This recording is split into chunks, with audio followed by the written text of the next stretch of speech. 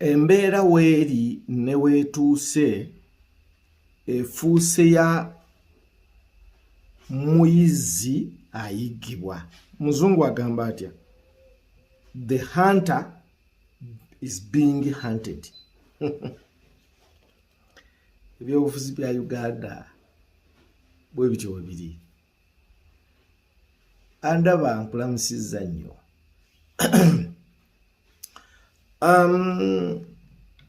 Tumaze ebbanga emyezi gyekulungudde bukyanga embeera ya ebitaano bya mpuuga eyingira mu ggwanga.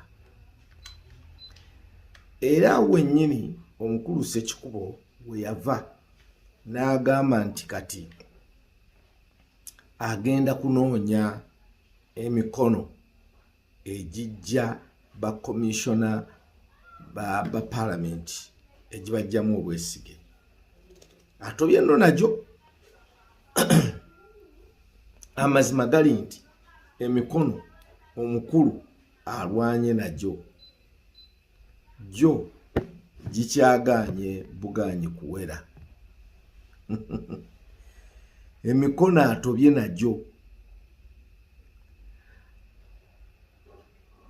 Omukulu ono ng'akyagenda mu maaso n'okulwanagana n'okufuna emikono egijja bakomishona ba paalamenti egibajjamu obwesige.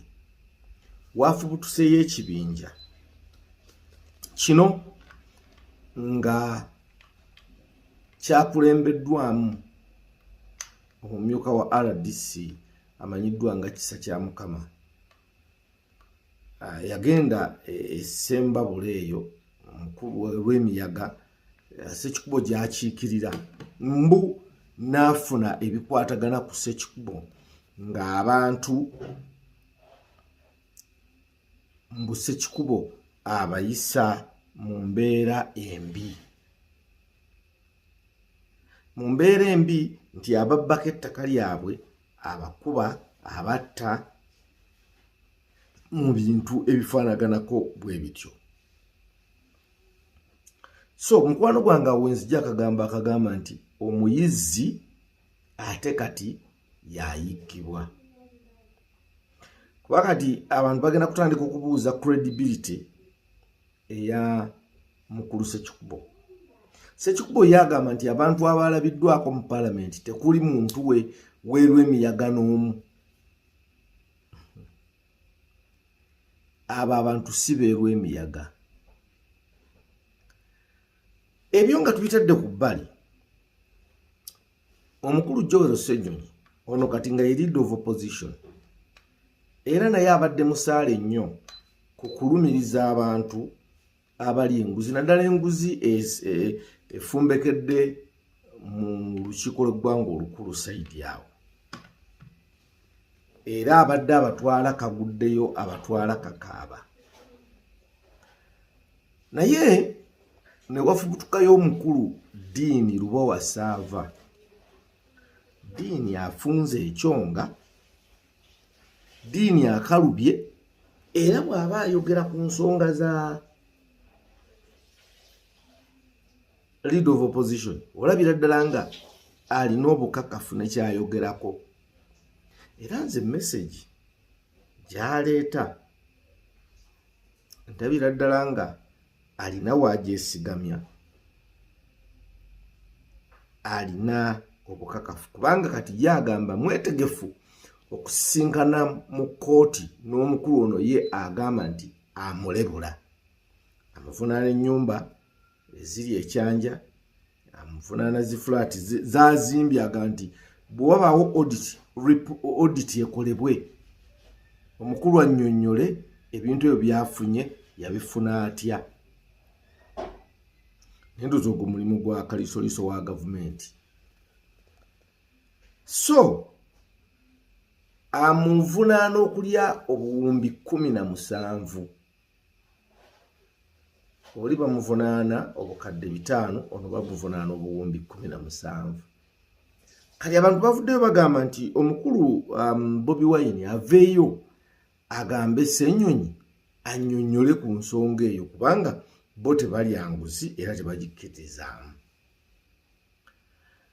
Era agamba ezimu ku ssente zazaalya ze za Civil Aviation Authority. Omanyi bwe yali ng'akyali chairperson w'akakiiko ka Public Accounts Committee Park, mbw ayina ekyoja mu miro kye yaweebwa mu mbeera ezo.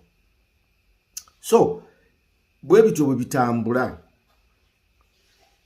ffe tubitunuulidde tulabe Mukulu Ssenyonyi atwala ono mu kkooti, Ssekikubo atwala mu kisa kya Mukama mu kkooti. Bwe biri awo we tutunuulidde, era ndowooza Ssenyonyi ekintu kino aleme kitunuulira butunuziga nti kijja kuggwa oba naye abantu basigalamu akakunkuna. So n'olwekyo akenjagadde okukuwa mu kaseera kano, naye nga nziramu okukulamusa n'okwebaza, alina okukusaba osubscribing oba tosubscribingangako wano. Ekigambo kino kyolaba wano bakiyita KPJ Dream Goals Consult Limited. Kino kitongole kampuni etunda ttaka. Tusangibwa Kawempe okuliraana ofiisi za NIBA. Tuli ku ssimu 0700 34 10 ne 0757 62 92 95. Bw'obanga otwetaaze tutunda ttaka ate lya byapa. Tulina nno mu bitundu eby'enjawulo. Gamba ng'Essemuto tulinayo ploti 5 ku 10 nga ya kyapa. Obukadde buli 6 kitundu. Obukadde 6 kitundu tukkiriza ekisasula mpola. Okwata obukadde 2 n'obusasulako nga initial deposit. Then n'osasula ezisigaddeyo mpola mpola okumalira ddala emyezi 5.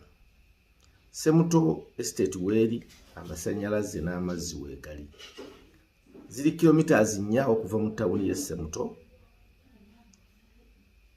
era ziri kilometers 2 zokka okuva ku chorus okutuuka ettaka we liri. So kitegeeza nti ttaka ddungi nnyo lya mulembe ate nga lya kyapa. Simu zikuwadde 0700 34 10 ne 0757 62 92 95. Tukubireko twogere.